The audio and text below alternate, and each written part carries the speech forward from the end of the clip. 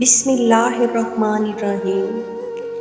रसूल पाक सल्लल्लाहु अलैहि वसल्लम ने फरमाया, मेरी उम्मत में ऐसे लोग आएंगे जो तरह तरह के रंग बिरंगे खाने खाएंगे, अनवाउ इकसाम के मशरूबात इस्तेमाल करेंगे और तरह तरह की ज़ेबो ज़ीनत करेंगे और मुंह फाड़ फाड़ के बातें करेंगे, मुंह खोल खोल के गुफ्तगू करेंगे।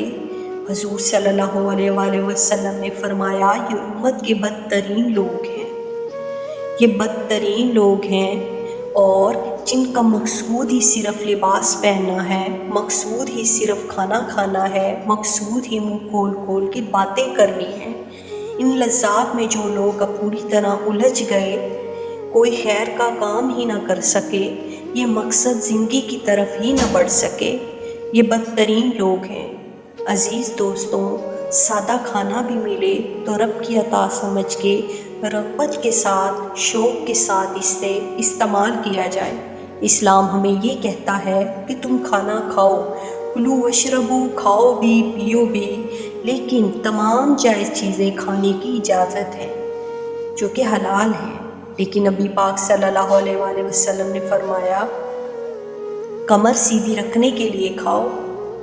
सुभान अल्लाह। मेरी वीडियो को लाइक करें, शेयर करें और मेरे चैनल को सब्सक्राइब करें। Thank you so much. अल्लाह हाफ़िज़।